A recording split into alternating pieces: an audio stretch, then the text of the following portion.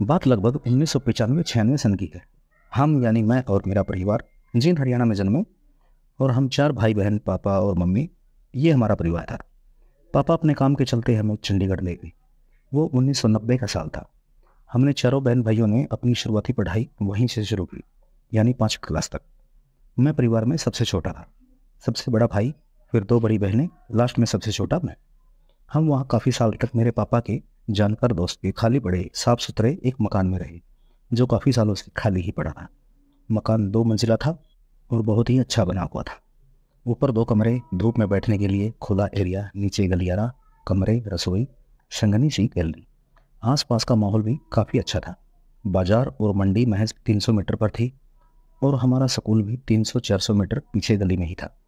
हमारे घर के दाईं ओर एक खाली प्लाट कूड़े से भरा पड़ा और बाईं ओर लगातार 10-12 मकान थे। हमारे साथ का जो मकान था उसकी 4 दीवारी काफ़ी ऊंची थी, तो हमें बाजू वाले पड़ोसियों की सिर्फ आवाज़ें ही सुनाई पड़ती थी। कभी घर के बाहर गली में खड़े होते या खेलते तो बगल वाले पड़ोसी कभी कभार दिखाई दे जाते थे। उस घर में एक 45-50 साल की औरत, एक उसका लड़का जो उस दौरान शायद 20-22 साल का रहा होगा, और एक लड़की जो 16-17 साल की थी। सिर्फ 3 सदस्य ही रहते थे। उस औरत के पति की 4-5 साल पहले किसी अनजान बीमारी से मौत हो चुकी थी। हम चारों बहन भाई अक्सर गली में खेलते हुए उनके घर जाना तो दूर, उनके मेन गेट तक जाने से बहुत डरते थे। कारण यही था कि उस घर में कोई मर गया है, तो हमें बहुत डर लगता था। कभी कभार वो औरत घर के बाहर खड़ी होती तो मेरे मम्मी के साथ थोड़ा बहुत बतिया लिया करती थी, और वो औरत हमने कभी किसी के घर आती जाती कभी नहीं देखी, और ना ही उसके बच्चे। वो सभी हर वक्त अपने घर के अंदर ही रहते। हमने 5-6 साल में कभी उन बच्चों को खेलते या घर के बाहर खड़े नहीं देखा। हैरान करने वाली बात बस यही नहीं है, बल्कि ये है कि उस घर में कुछ ऐसा भी था जो उनके बाहर ना निकलने की ठोस वजह थी। दरअसल मेरे मम्मी जब कभी उस औरत के पास उनके घर जाते तो आकर मुझसे बड़ी मेरी बहनों या पापा को कुछ ऐसा बताया करते थे जो बहुत भयावह था, जो अक्सर मेरे कानों में भी बातें पड़ जाती थी। मम्मी बताती थी कि वो औरत घर के लास्ट कमरे में फर्श पर बालों को फैलाकर एक चटाई पर बैठी रहती है और सामने मंदिर की तरह भगवान की मूर्तियां, तस्वीरें लगाकर उनमें एक फ़ोटो अपने पति की भी साथ में लगाकर उसकी तरफ पूरा दिन बैठकर घूरती रहती है, और पता नहीं किसके साथ सारा दिन, कभी कभी मंद स्वर में और कभी अचानक से ऊंचा ऊंचा झगड़ालू तरीके से बातें करती है और बड़बड़ाती रहती। यही नहीं, ये कार्यक्रम दिन से रात और रात से दिन, 7 दिन 12 महीने चलता था। जरूरी कामों के लिए वो औरत चटाई से उठती भी नहीं तो वहीं सो जाती थी। 1-2 बार मेरा भी उस घर में जाना हुआ। ये मुझे अच्छे से याद नहीं किस काम से, पर मैं 2 या 3 बार, जितनी बार भी उस घर में गया, मुझे मेरे मम्मी की बताई बात बिल्कुल साफ दिखाई पड़ी। एक रोज मैंने मेरे मम्मी को उस औरत के पास जाते देखा। एक दिन मैंने मेरे मम्मी को उस औरत के पास जाते देखा।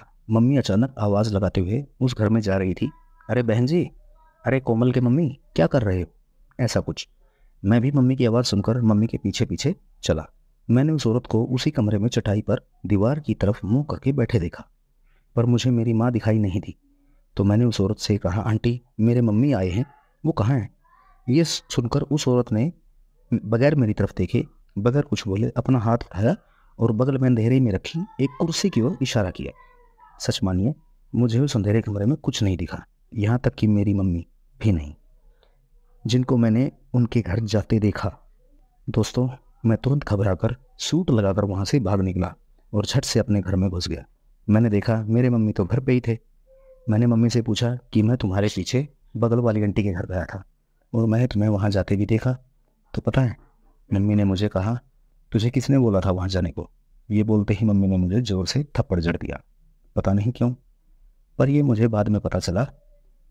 उसी रात को जब मैं सो रहा था और घर के बाकी लोग सब जाग रहे थे, तब मैंने सुना कि मम्मी मेरी बहनों से बात कर रही थी कि आज राकेश बगल वाले घर में गया था।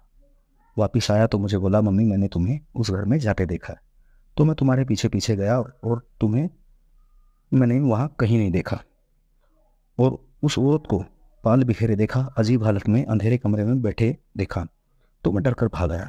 तो मम्मी ने मेरी बहन को बोला कि मैंने इसको तभी थप्पड़ मारा और आगे कभी उस घर में ना जाने के लिए बोला।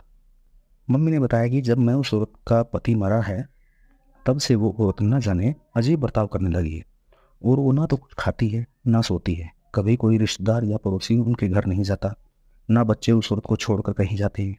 मम्मी ने बताया, ये बात पड़ोस के बहुत से लोगों ने मुझे ये मकान किराए पर लेने से पहले ही बता दी थी। और तो और कभी कभार वो औरत हमें और भी डरा देती थी। वो अचानक से किसी भी टाइम छत पर आकर आवाज़ लगाने लग जाती, चाहे दोपहर हो या रात का समय हो। वो अचानक से चिल्लाने लगती, बहन जी तुम्हारे घर में भूत है, तुम्हारे घर में भूत है। ये सुनकर हम तो मानो बिस्तरों में छुप जाते थे और मम्मी पापा भी हमारी हालत देखकर विचलित हो जाते थे। दोस्तों 4 साल 5 साल हमने जैसे भी वहाँ काटे, लेकिन वापस अपनी जन्मभूमि हरियाणा जींद। घर वालों को मोड़ने वाला सिर्फ परिवार में मैं ही था, जो सबको वापस खींच लाया, क्योंकि वहाँ का माहौल और कल्चर मुझे बिल्कुल भी पसंद नहीं आया।